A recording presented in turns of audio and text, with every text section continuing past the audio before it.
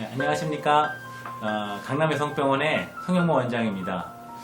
오늘은 그 산부인과 그 병원을 운영하면서 어떤 환자가 제일 많이 오느냐 이렇게 물어보시면은 다른 질환은 상관없이 질염 환자, 방광염 환자가 제일 많이 온다고 할 수 있습니다.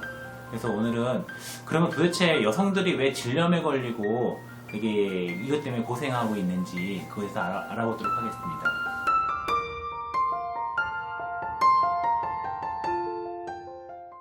원래 질이라는 구조는요, 질벽 속에 유산균이 살고 있기 때문에 우리가 지저분한 음식, 땅에 떨어지는 음식이나 지저분을 막 먹어도 우리가 다 병에 안 걸리는 거는 위에서 강산을 분비하기 때문에 산의 작용에 의해서 세균들을 다 죽이기 때문에 우리 몸이 건강할 수 있는 거거든요.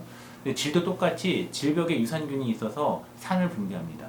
그래서 이제 그것 때문에 면역체의 작용을 갖다가 하게 되는 거고요. 근데 우리 이 유산균은 특징이 있는데 그 산도하에서는 굉장히 강한 면역성을 갖다가 보이긴 하지만 이 산도가 깨지는 상황, 예를 들어 이제 중성이 되거나 알칼리성으로 변하게 되면 이 면역체가 유산균이 싹 죽어버려요, 그냥. 그렇기 때문에 면역력이 떨어진다고 볼 수가 있죠. 대표적인 예로 이제 물 같은 것이 이제 중성인데 물이 들어가도 유산균을 다 죽일 수가 있고요. 그리고 이제 오줌이 이제 알칼리잖아요. 오줌이 이제 들어가게 되면은 완전히 그 유산균을 초토화시켜 버립니다. 그러니까 면역력이 완전히 바닥이 되는 거죠. 이때 몸이 무리하거나 아니면 스트레스를 많이 받거나 아니면 이때 관계를 하거나 아니면은 목욕탕에 들어갔다가 그 다른 어떤 균에 이제 접촉이 되거나 또 이제 남이 쓴 타월 같은 거 쓰는 경우 이때 이제 약을 상당히 많이 다른 약을 굉장히 많이 항암제나 뭐 이런 것들 복용한다든가 이랬을 때는 질염이 바로 생기게 되는 거죠. 여성들의 질염의 형태는 어떻게 나타나냐면은 첫 번째로 질의 염의 형태는 이제 가려움증이나 아니면은 밑에 냄새가 많이 난다고 그래요. 그래서 냄새나 많이 나게 되는데 이 냄새가 그 생선 비린내 비슷하게 나는 그런 경우에는 100% 이게 세균성 질염에 감염된 거고요.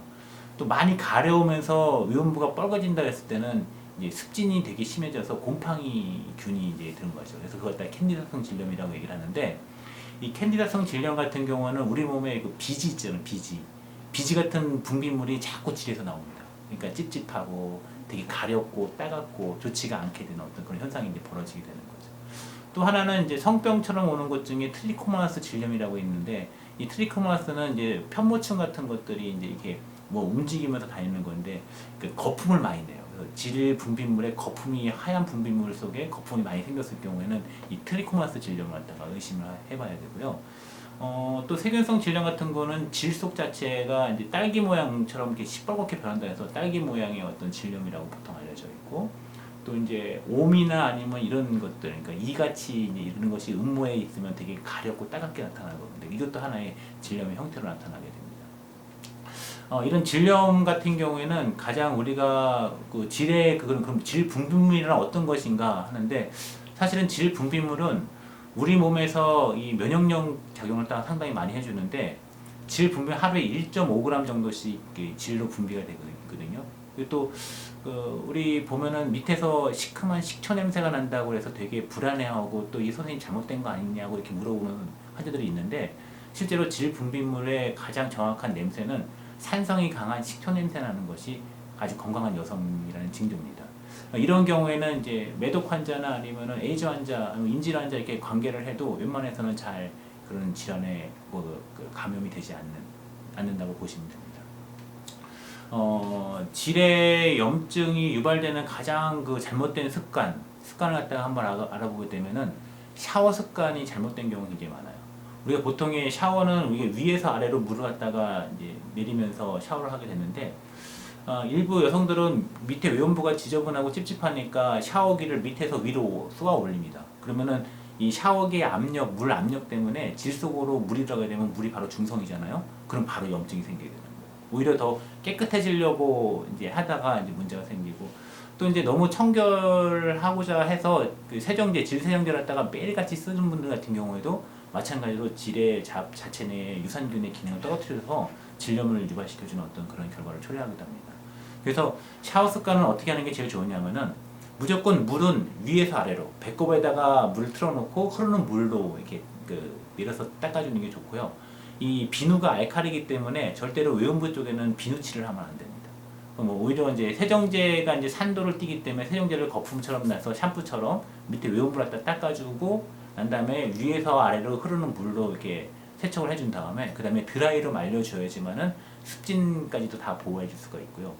또 최근에는 이제 질 속에다 넣는 세정제가 많이들 나오긴 하는데 이거는 매일 넣는 것보다는 일주일에 한 번 내지 두 번 정도 편의에 따라 넣는 게 굉장히 좋은 방법이 합니다. 그래서 이렇게 이제 산부인과 질환 중에 의뢰 질환 중에 가장 많은 이 질염이 이제 생기게 되면은 질의 염증이 곧바로 방광으로 올라가서 요도를 타고 방광으로 올라가서 방광염을 유발시킬 수 있고요.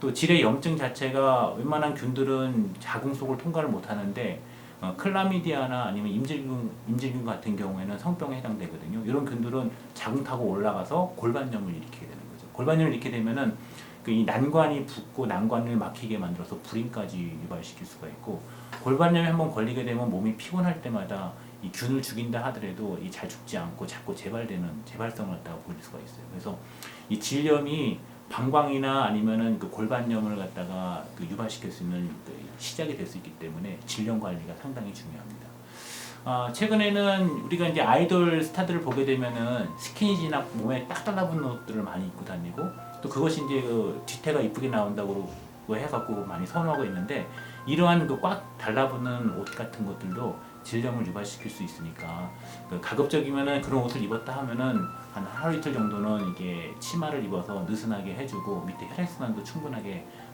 돌릴 수 있게끔 해주는 어떤 그런 그 일상생활 패턴이 중요하다고 생각됩니다.